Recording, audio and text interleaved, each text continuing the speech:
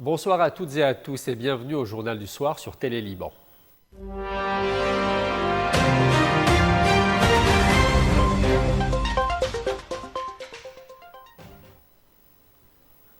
Pour une évaluation rapide mais pointue de l'actualité locale, nous recevons aujourd'hui le député Belhem Khalaf.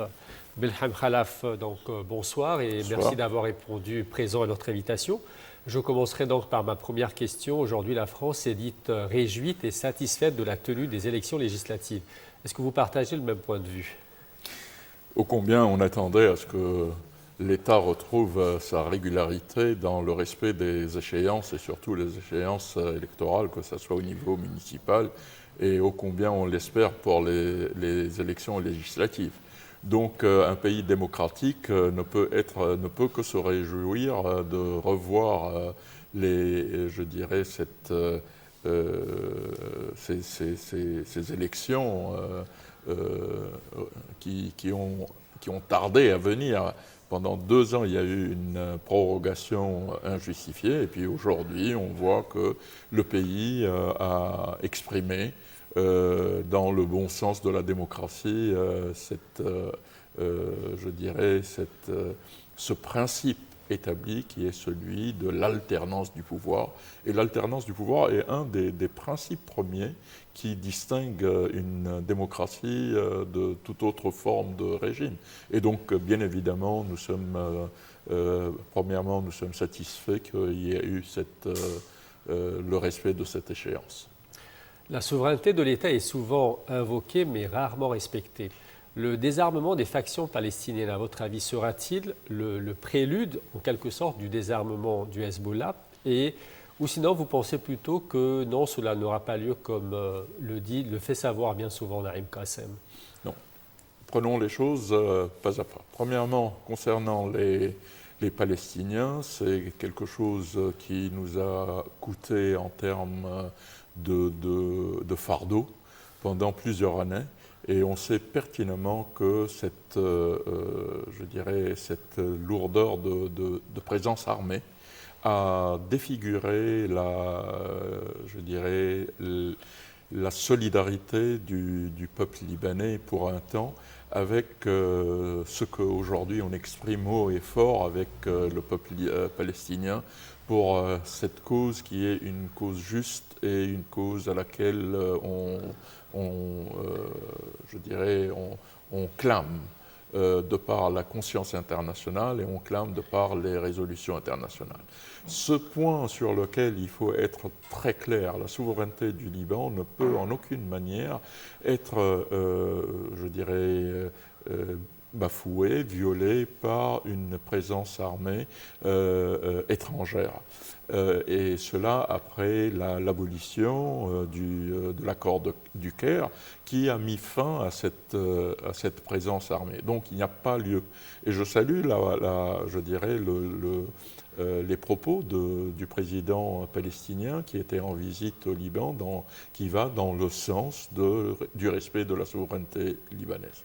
Il est bien clair que je pense aussi que pour le Hezbollah, il est de manière très claire, il faut qu'il s'intègre à l'État. Aujourd'hui, la responsabilité de l'État, la souveraineté de l'État dépend de nous tous et dépend de toutes les forces politiques libanaises. Donc je vois, je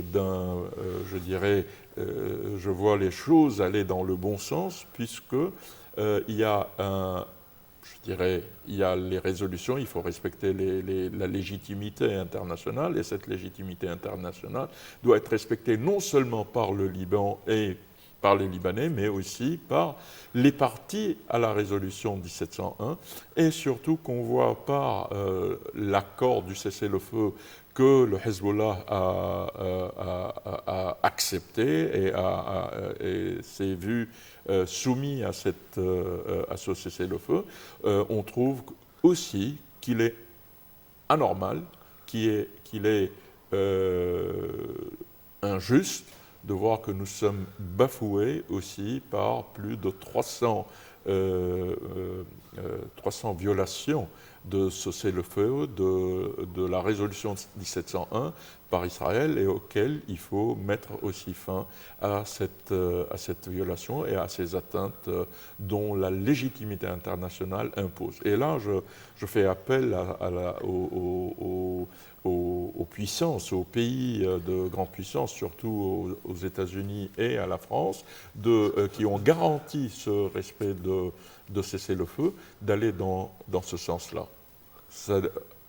Ça va pour établir une position très claire.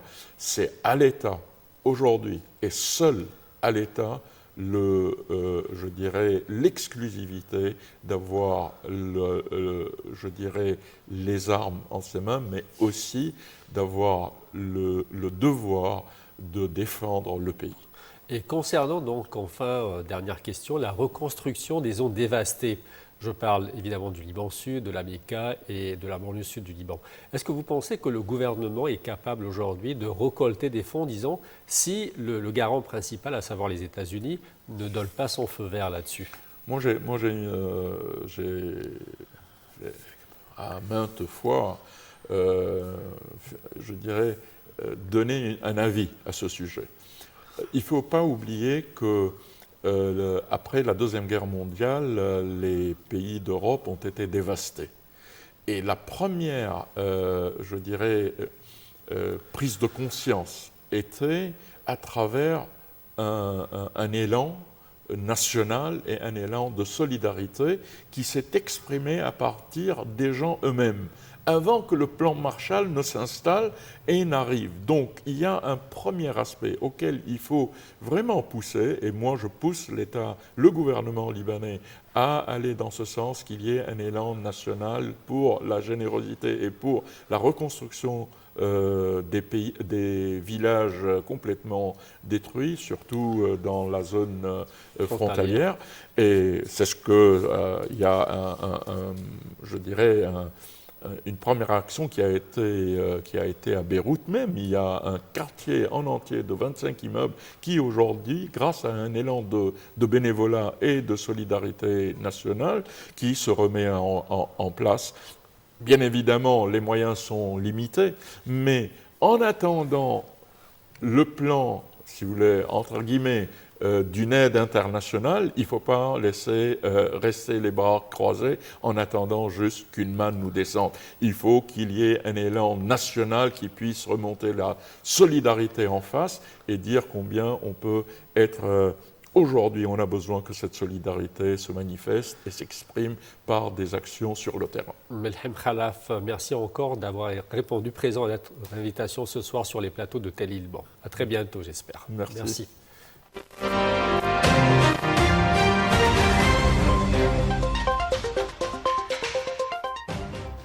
Au moins 52 personnes ont été tuées dans des frappes israéliennes, dont 40 dans une école abritant des déplacés, selon la défense civile palestinienne. L'armée israélienne, quant à elle, affirme avoir visé des terroristes. Ce drame relance les appels internationaux à un cessez-le-feu immédiat. Des enfants, des familles entières frappées dans leur refuge. L'école Fahmi al-Jarjawi de Gazaville est en ruine. Elle abritait des déplacés. Au moins 40 personnes ont péri ici, selon les secours palestiniens, principalement des enfants. L'armée israélienne confirme la frappe, affirmant avoir ciblé des terroristes de premier plan dans un centre de commandement du Hamas situé, selon elle, dans l'établissement scolaire. Quelques heures plus tard, 20 autres personnes ont trouvé la mort dans une maison touchée à Jabalia, toujours dans le nord du territoire. Depuis la reprise de l'offensive israélienne mi-mars, l'aviation intensifie ses frappes. Objectif affiché, éliminer le Hamas. Mais les conséquences humaines sont tragiques. Plus de 53 000 morts côté palestinien depuis octobre, selon le ministère de la Santé du Hamas, des chiffres jugés crédibles par l'ONU. Le territoire reste en état de siège. Les besoins humanitaires sont immenses. La GHF, fondation humanitaire soutenue par les États-Unis, promet de livrer 1 million de repas cette semaine. Mais son directeur a démissionné hier, dénonçant une mission impossible sans impartialité. Face à l'escalade, les voix critiques se multiplient. L'Espagne appelle à des sanctions contre Israël et à suspendre l'accord d'association avec l'Union européenne. L'UE a déjà annoncé un réexamen de ce partenariat. Donald Trump, principal allié de Benjamin Netanyahu, s'est dit de son côté favorable à un arrêt rapide des combats, sans en préciser les modalités.